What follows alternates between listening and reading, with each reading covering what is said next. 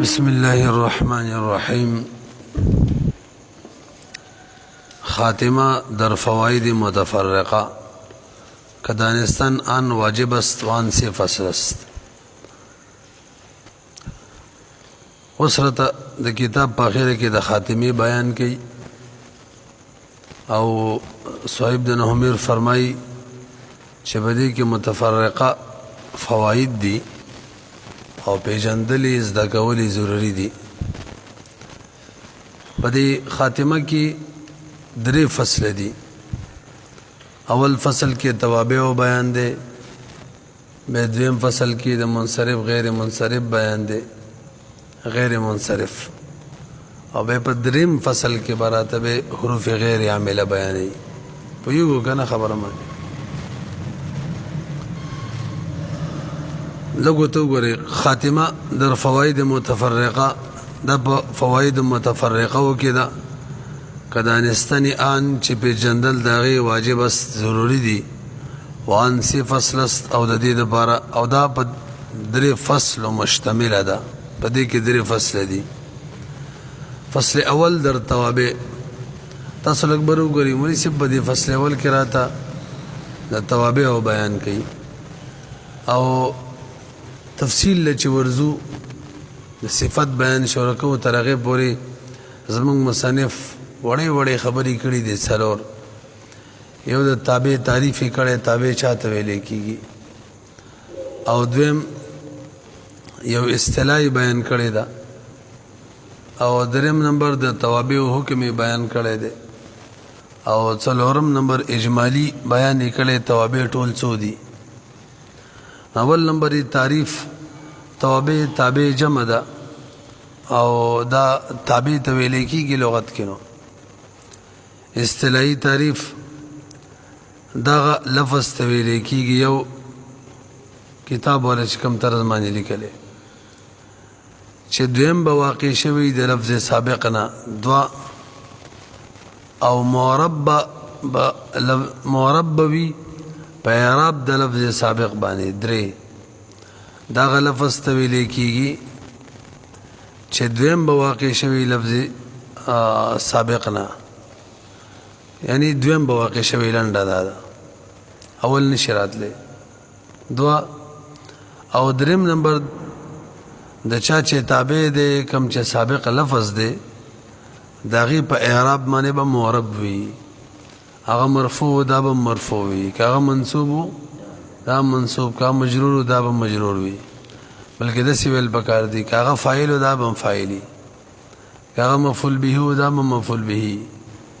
هغه مجرور دا به وي. دا خو تعریف شو. صاحب د کافی تعریف دا سې کړه کل ثان هر غدیم لفظ توي به اعراب سابقه چې معرب وي په اعراب د مخکینی باندې دوا او من جهه واحده جهت د اعراب یو وي. دا وسیله کې جهت د اعراب یو وي څه معنی کاغه فاعل وي دا فاعل، کاغه نائب فاعل وي موصوف دا مدبوع نه دا تابع هم نائب فاعل وي، کاغه بالفرض والتقدير مفعول له وي دا هم وي، کاغه مفعول به وي دا هم وي. دا حساب سره کاغه خبر وي دا هم خبر وي. او ته وګورئ دا اول شو تعریف شو. اول دوم نمبر د اصطلاح بیان براته کوي. نو اصطلاح دا ده د چا چې تابع دی هغه ته مطبوع ویل کیږي. رسپیکل ولګو په کو سره ویلګو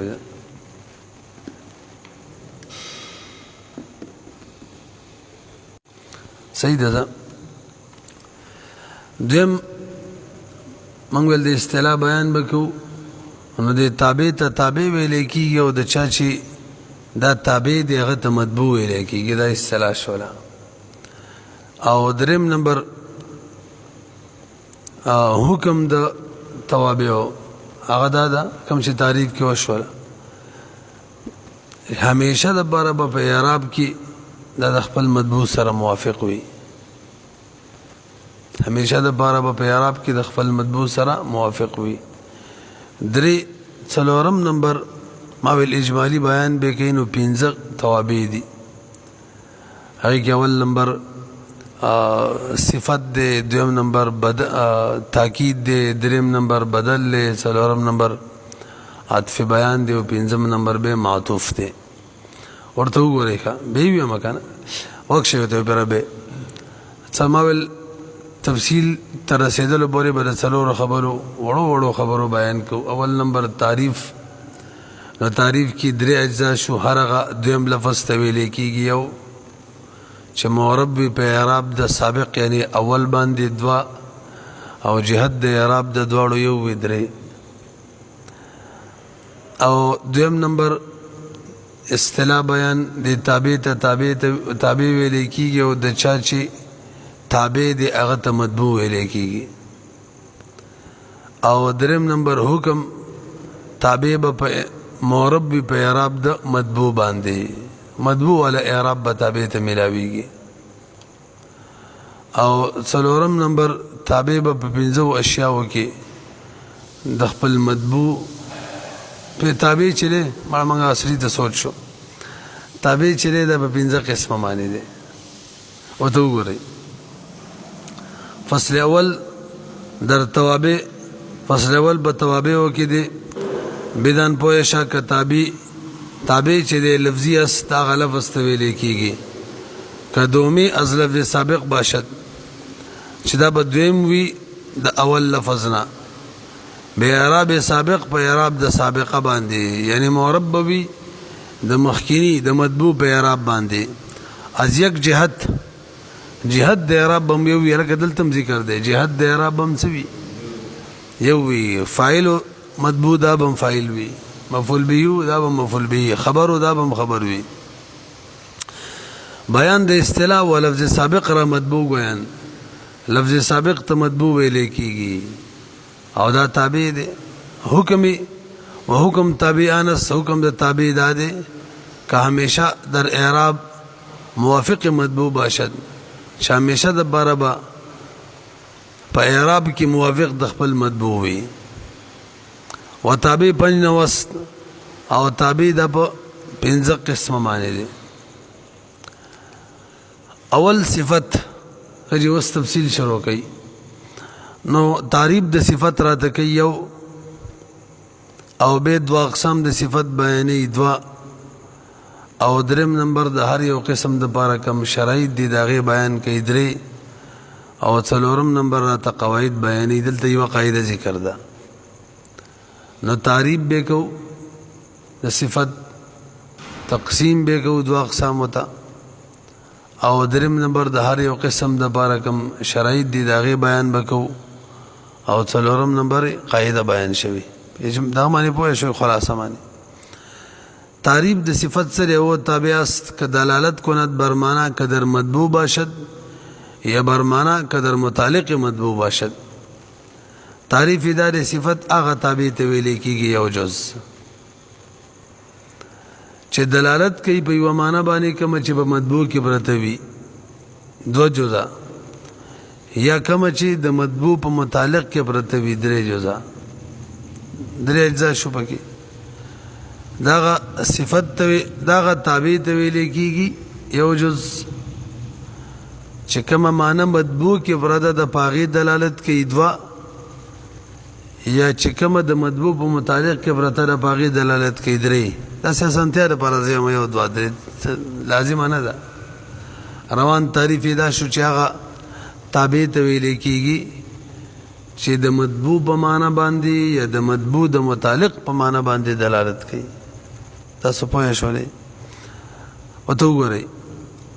صفت اول صفت او تابع است هغه تابع دی که دلالت کند بر معنی چې دلالت کوي په یو معنی باندې که در مطبوع باشد چې په مطبوع کې پرته وي. خپل مثال ذکر کړی چون جاءنی رجل عالم دا عالم تابع دی. ښه تابع ولې دی ځکه موږ ول تابع تعریف کې موږ ویلو کل ثان هر هغه ثانی ته ویل کېږي. نو عالم ته وګوره کنه دام ثانی دی او یاد ساتئ ثانی نه مراد کم از کم ثانی دی. ښه کني درې مو څلورم هم راتللی شي او څوک د کل ثانین معنی کوي هر رستونی لفظ ته ویل کېږي. نو عالمون چې تابع دی ځکه ثانی دی معرب به اعراب سابقه دی جهت د اعراب یو دی نو تابعیم دی یو او دلالت دلته به یو معنا معنی کوي کوم چې مدبوع کې پرته د رجلن کې راله ماته یو سړی دی سړی کې څه معنا پرته وا عالم علم والا معنا پکې پرته وا باغی دلالت وکړو نو جاء فعل یاد متکلم مفعول به د ترکیب به داسې کو او رجل موصوف او عالم صفت موصوف سره د صفتنا فاعل د جاء د بار شو جمله فعلیه بشي یا برمانه قدر متعلق مطبوع باشد یا بدلالت کوي په یو معنا معنی چې د مطبوع په متعلق کې پرتوي چون جاءني رجل حسن غلامه یا جاءني رجل حسن ابوه دلته د مطبوع په متعلق کې معنا د باغی دلالت کوي را لماته یو سړی د سړی کې څه معنا ده سړی معنی ننیم خبر خو غلام یې خسته غلام دی دلته حسن بیان کو معنا د دې سړی په متعلق کې چې هغه غلام دی یا بلار خسته سړی دی سړی کې بس معنی نه بیانې تصور رسیدلې کنه حسن غلامه غلام یې خسته دی دلته د سړی په معنا دلالت ونه کو یا حسن ابوه بلار یې خسته دی نو جاء فعل یا د متکلم مفعول به رجل موصوف حسن صفت صيغه ده صفت مشبه مخکې تیر شوی غلامه مضاف مضاف الیه فاعل له صفت مشبه شبه فعل وته وي سره د خپل فاعل نه دا صفت شو د بار د رجل رجل موصوف سره د صفت نه فاعل شو د بار د جاء دا شان سره ابوه ولګوا صفت مشبه مبارک ویلو کنه دا به فعل دا به فعل لازم عمل کوي صرف فاعل طرفه خلی جاءني رجل غلامه یا جاءني رجل حسن غلامه یا ابوه حسن ابوه مثلا دا مثال په اعتبار سره مو ویل خلی تعریف مو شو اور سره دوا اقسام بیان شو اوس ما ویل د هر یو قسم د بار شرایط اول قسم چې تابع صفت دلالت کی پاغه معنی کوم چې موصوف کې پرتا ده دته صفت بحالهم وي صفت بحال موصوف مرتبه لیکيږي پدې کې به دا تعریف تابع چې دا به د خپل مطبوع یعنی دا صفت به د خپل موصوف په لاسو شینو کې برابر وي خدا تعبیر ټیک نه دی خلصو کې به برابر وي کتاب کې مدي د سی بوایو لسو اشیاءونه به څلورو کې موافق وي د خپل مطبوع سره لس اشیاء دي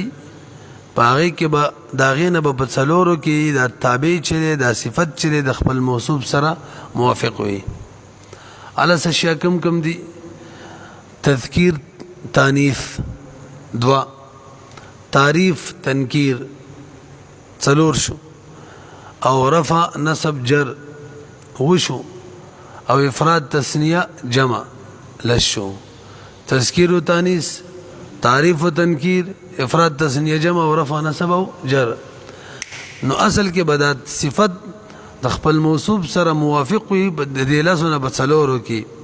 تذکیر و تانیث کې به یو موصوف مذکر دا به مذکر وي که موصوف مؤنث دا به مؤنثي تنکیر و تعریف کې به یو موصوف معرفه دا معرفه کانه کرا دام نکرا نو دو شو او افراد تثنیه جمع کې به یو وي موصوف مفرد دام مفرد کاغه تثنیه دام تثنیه کاغه جمع دام جمع او رفع نصب جر کې به یو وي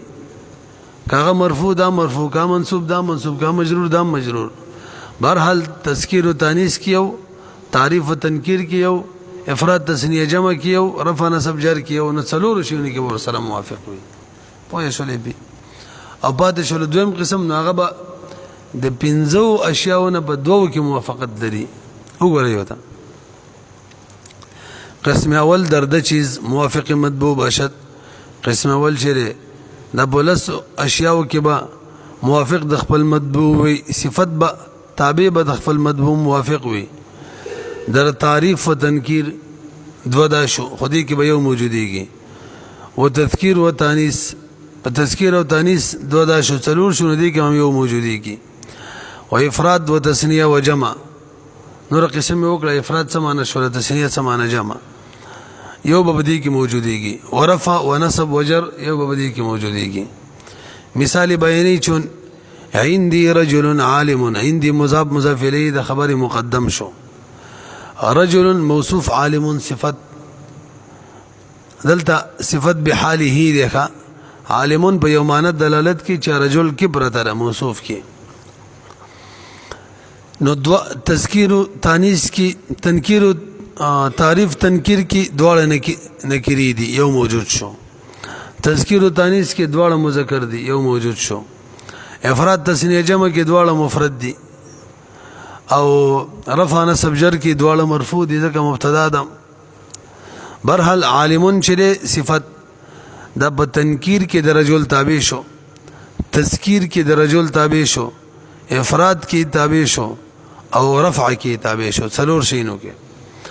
ورجلان عالمانی، رجلان موصوف عالمان صفت، تنکیر کې تابع شو، تذکیر کې تابع شو، تثنیه کې تابع شو، نور دواړه مرفوع دي تثنیه له طرفی په الف سره. ورجال عالمون دلته تنکیر کې تابع تذکیر کې تابع شو موافق شو ما، او جمع کې موافق شو په رفع کې موافق شو. امرأة عالمة تنکیر کې موافق شو او تانیث کې موافق شو، افراد کې او په رفع کې. امرأتان عالمتان دلته تنکیر تانیث او تثنیه او رفع کې. نسوة جاءني نسوة عالمات دلته تنکیر کی او دغه شان تانیث کی او به جمع کی او به رفع کی. پوه شولې په. اما قسم دوم اوس دویم قسم دی صفت بحال متعلقه، هغه صفت چې په معنی دلالت کوي کوم چې د موصوف په متعلق کې فرتوي. نو دا دویم قسم چې دا به د خپل موصوف موافق وي د پنځو اشیاءونه په دوو کې. تعریف و تنکیر کې به یو وي، موصوف معرفه دا به معرفه، که موصوف نکره دا به نکره وي. او رفع نصب جر کې موصوف مرفوع دا مرفوع، که منصوب دا منصوب، که مجرور دا مجرور. باقی موصوف سره په تذکیر کې موافق وي کنه تذکیر و تانیث کې. دا شان افراد تثنیه جمع کې موافق وي کنه، نو داغي جواب داري چې نه وي دا نه د ضروري. په دې کې ودا تابع چې دی تابع دا د خپل فاعل تابع وي، دې کم فاعل وي کاغه مذکر او دا به مذکر وي، کاغه مؤنث او دا به مؤنث وي، او کاغه اسم ظاهر نو دا به همیشه بار واحد وي. دا وایي ذات تاسو ته لګو غوړي. اما قسم دوم هر چې دویم قسم دی نو موافق مطبوع باشد، موافق بد مطبوع وي در پنځه پنځه اشیاء کې،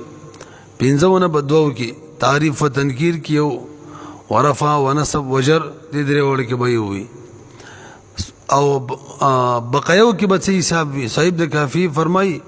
وفي البواقي كالفعل، واقعي کې به فعل بشانی. څه مطلب فعل بشان؟ اوس لږ به وګورئ. فعل کې موږ دا قصه کړې وکړه تاسو ذهن کې د فاعل په بیان کې چې کله فاعل مذکر وي فعل به مذکر وي.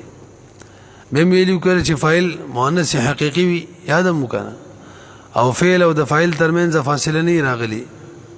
او اسم ظاهري به مؤنث وي، او که ضمیر د مؤنث وي به فعل څه وي مؤنث وي، او دا شان که فاصله راغلي وي یا مؤنث غیر حقيقي او یا جمع مکسر نو به مونږ ویلو چې فعل مؤنث راوړي کوم مذکر ته به اختیار وي. ورسره هدایت النحو نه دا قاعده بیان کړی و چې فعل به واحد کله یو فعل به تثنیه جمع کوو کله، نو مونږ ویلو کله چې فاعل اسم ظاهر وي نو وحد الفعل ابدا، فعل به همیشه لپاره واحد ویل تم دا حساب دی. کله چې دی صفت عام طور صفتی صيغه ښه د دې فاعل چې اسم ظاهر دا به واحد وي،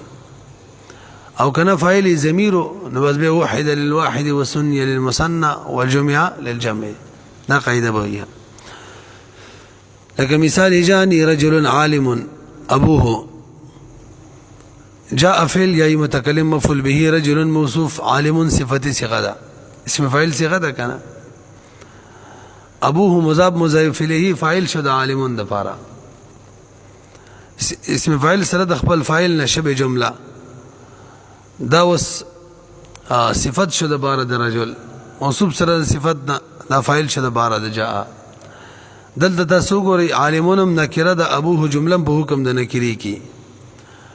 عالمون مرفوع د ابوه دا عالمون مو رجل و یار رجل نکره د عالمون ابوه د جمله په حکم د نکره کې ده رجل مرفوع او عالم ابوه دا جمله محلا مرفوع ده پدې کې برابر شو پاتې شو تذکیر او تانیث کې نو دلته د خپل فاعل تابع وي ابوه مذکر ده نو عالم مذکر ده او افراد تسنیه جمع کې ابوه چونکه اسم ظاهر ده نو عالم به همیشه لپاره واحد وي تاسو په شولې دی باندې نو تعریف د صفت وشو دو اقسام د صفت بیان شو او به ورپسې د هر یو قسم د بار کم شرایط و بیان شو او اوس ما ویل اخره کې به قاعده بیانو نو قاعده بیان کړی دا ادا چې کله د نکری د بار جمله خبریه هم صفت راتللی شي چې کله موصوف نکره وي جمله خبریه صفت راتللی شي نو جمله کې بقید دای شرط دای چې خبریه بوي انشائیه نه او دویم شرط پکې دا دی چې په دغه جمله کې به ضمیر وي او دا به دغه موصوف ته دغه نکره ته راجي وي نو وی بدن په شک نکره را نکره چې د بجمله خبریه صفت توان کړ په جمله خبریه سره ول صفت کولای شي چون جانی رجل ابوه عالم جاء فی اليد متکلم مفعول به او دغه ده کنه رجل موصوف ابوه مضاف مضاف الیه مبتدا عالم دا ورلا خبر مبتدا سره د خبرنا دا صفت شو د جمله خبریه شو صفت شو د بار د رجل اما ول ودر جمله موصوف سره صفت نه فاعل بشي د بار د جاء اما دا خبر او کړل چې په دې جمله کې به ضمیر وي وردر جمله ضمیری عائد بنکره لازم باشد او په جمله کې ضمیر چې راجی وي نکره ته دا لازم باشد دا لازمی وي برحال جمله د معرفي صفت نه واقع کیږي ځکه جمله من حيث الجمله چې دا نکره وي نو که موصوف نکره معرفه وي او صفت نکره راشي دا خو نشي کېدلی دیم جمله به خبریه وي ځکه انشائیه جمله خبریه دا خبر د صفت ورګي کوم چې موصوف کې انشائیه کې خدا شي نه او د خپل نه ثابت بل وڅ ثابت کی او به مونږ ول عید په کې ضروری دی ښا عید ضمیر په کې ضروری دی دا غي وجه دا چې جمله من حيث الجمله مستقل وي د شا سره تعلق نه حالانکه د صفت تعلق د موصوف سره جوړول ضروری دی نو دغه تعلق جوړول د لپاره به د ضمیر د شي لکه راسي دا مخ کې سره تعلق جوړ کې خپل موصوف سره پوه شولې به نو څه قواعد واوري ورلا به د عربی عبارت وایو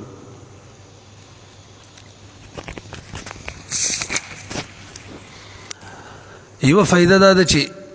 صفت دا به وایو فائدہ د صفت سره فائدہ د صفت نو کله صفت راضی د بار د دې چې تخصیص د موصوف وکي تخصیص ویل کېږي قلت د شرکا ہوتا شرکا په موصوف کې کم کې لکه جاءنی رجل مثلا سلسلی دی ټول بکرال اور بسی وی عالمون شي ویلو وسی بالفرض پر سلو کې لس عالمان دي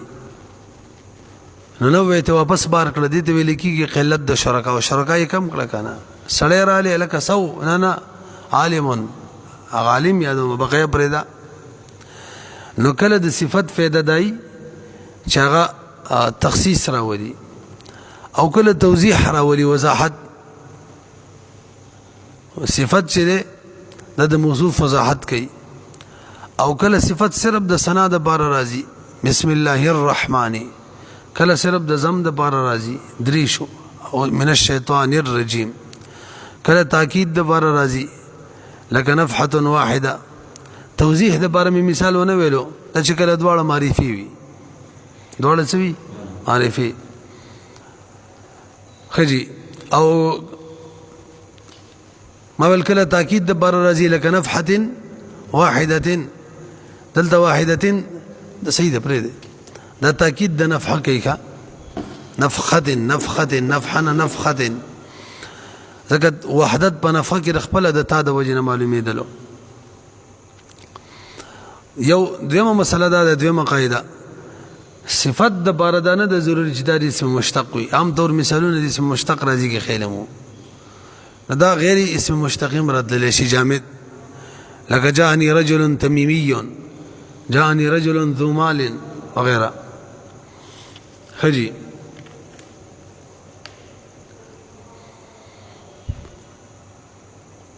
نور قیسیل توی بل قاعده دا ده چې ضمیر چې لا یوسف ولا یوسف به نه موصوف جوړېدلی شي او نه صفت جوړېدلی شي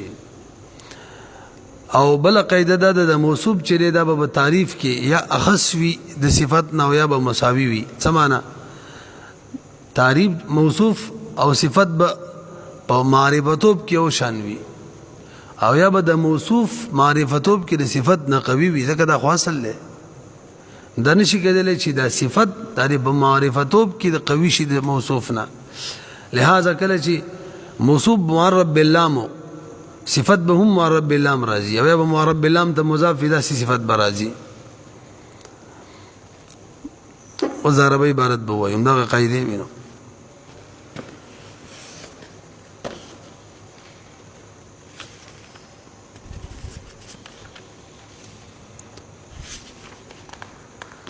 خجي الفصل الاول في التوابع علم من ویلی درې فصل دي کنه خاتمه کې دا عبارت شي ته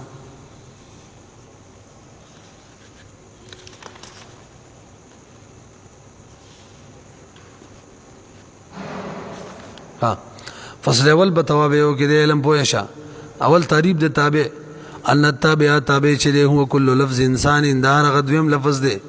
وقع بعد اللفظ الاول چې اول لفظ نه پس واقع وي او ربا او دا تابع دا معرب شوی به اعراب سابقی به اعراب د خپل مخکینی من جهه واحده جهه د اعراب یوي واللفظ السابق يقال له المتبوع اصطلاح دا لفظ سابق چې لدی ته متبوع ویل کیږي او حکم التابع حکم د تابع د دریم نمبر حکم بیان انه يوافق دا به موافق وي متبوع د خپل متبوع سره فل اعراب په اعراب کې دائما همیشه د بار لك جاء رجل عالم رايت رجلا عالما او دا شان سلمت على رجل عالم سلام می واچولو په عالم سړي توابع والتوابع خمسه انواع دا اجمالی بیان دی التابع الاول الصفه دا بکی التابع اول صفت دی وهي قسمان د دې دوه قسم دي موږ ویلو یو صفت حقیقیه او حقیقیه د صفت به حاله ورته وي یو صفت سببیه د صفت به حاله متعلقه ورته وي ندول بیل تعریف کړي صفت حقیقیه وهي تابع دا تابع ته ویل کیږي او جز يدل على معنى في مدبوعه چې دلالت کوي په معنا کوم چې مدبوع کې برتوي دوا نه جاء ان رجل عالم نور خبره شوی ده وهي تسمى الصفه بحاله ايضا د صفت بحاله هم ویل کیږي الصفه السببيه هي تابع دا تابع ته ویل کیږي او يدل على معنى في متعلق مدبوعه چې دلالت وکړي په یو معنا چې د مطبوع په متعلق کې به پرتوي دوا لکه جاني رجل حسن غلامه حسن ابوه مثلا بطور مثال ویلو وهي تسمى الصفه بحال متعلق ايضا دا مسمى کیږي په صفت بحال متعلق باندې هم فالقسم الاول قسم اول چې يوافق مطبوعه في 10 دا شرایط بیان دي دا موافق وي د خپل مطبوع سره في 10 اشیاء پلس و اشیاء کې في التعريف والتنكير یو بدې کې به یو موجوديږي دا دو شو او تذکیر او تانیث څلور شو دي کې به یو موجوديږي والافراد والتثنیه والجمع وشو دي کې به یو موجوديږي ورفع والنصب والجر لس دي کې به یو وتوجد منها اربعه في حين واحد موجوديږي به څلور بکی به یو وخت کې هذا زيد العالم وعندي رجل عالم ورجلان عالمان ورجال عالمون وامراه عالمه وامراتان عالمتان ونسوه عالمات أما القسم الثاني فهو دا غ تابع دی یوافق مطبوع چې د خپل مطبوع سره موافق وي په خمسه اشیاء په پنځه اشیاء کې په تعریف تنکیر کې په رفع او نصب او جر کې ولزم الموافقه او لازم نه چې موافق دی فيما سوا او په بقایا نورو کې وتوجد منها موجودی کې بد دي پنځه نم دوا في حين واحد په یو وخت کې نحو جاني رجل عالم ابوه ونحو ربنا اخرجنا من هذه القريه الظالم اهلها الظالم قري موصوف دي الظالمي اسم فاعل صيغه اهلها مضاف مضاف اليه فاعل دلته صفت بحال متعلقه دیکھا قريه ظالم نه ده ظالم دي اهل القريه شاده قريه سره متعلق ده وعلم ان النكره نكره شر قيد بين توصف بالجمله الخبريه هذه صفت بجمله خبريه سره تلشي جاني رجل ابوه عالم وحينئذ بدي صورت کې بلا بد في الجمله ضروري بجمله کې من ضمير بضروري يعود الى نكره چې دغه نکری موصوف ته راجي وي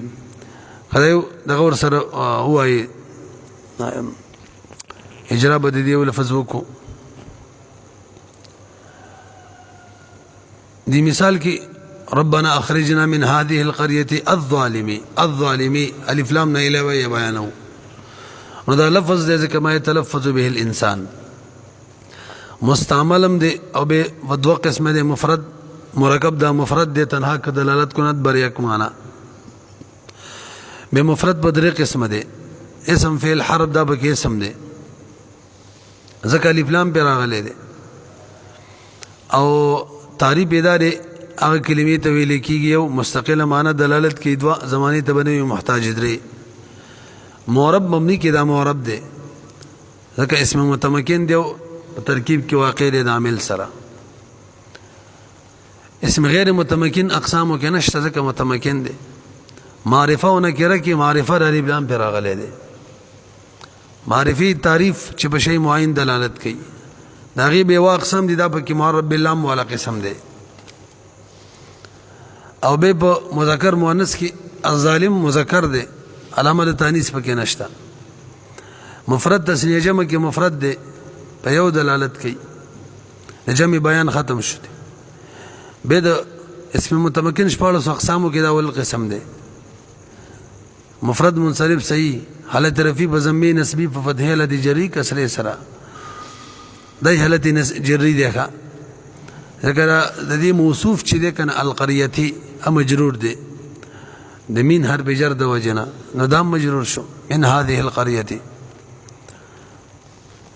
بلکې هذه موصوف یا مبدل منه القريه بدل له دا خپل یا رب خپل هم تابع دی مخکي اعراب بیانو شو کنه به بس د حروف عامله بیان دی نو دی کی حرف چې عمل کړي کنه مين ځکه دا د مجرور د بارا تابع جوړ شوی نو دا مجرور دی او به افعال عامله او به اور بس اسماء عامله دا اسماء عامله او کې اسم فاعل له موږ له تعریف کړي واغه صفتی صيغه ته ویل کېږي چې دلالت په یو معنا معنی کوي کوم چې موصوف کی او دا په طریقې د حدوث سره یاد مو کنه او به موږ اسم فاعل عمل چې کوي دا د فعل معروف په شان عمل کوي فعل معروف فاعل طرف ور کوي چې لازمی کنه دیم ور کړي کنه اهلوحاتا او به دا ظالم په توابعو کې تابع په خاتمه په درو فصلونو کې دا اول فصل والا توابع سره تعلق دی دا تابع دی ښا ځکه ثانیم دی مرب اعراب سابقم دی او جهت دی اعراب یو دی به په پنځو توابعو کې دا صفت دی تعریف د صفت هغه تابع ته ویل کېږي چې په معنا دلالت کوي کوم چې موصوف کی یا د موصوف په متعلق کې دلته موصوف په متعلق کې ده ورسېدل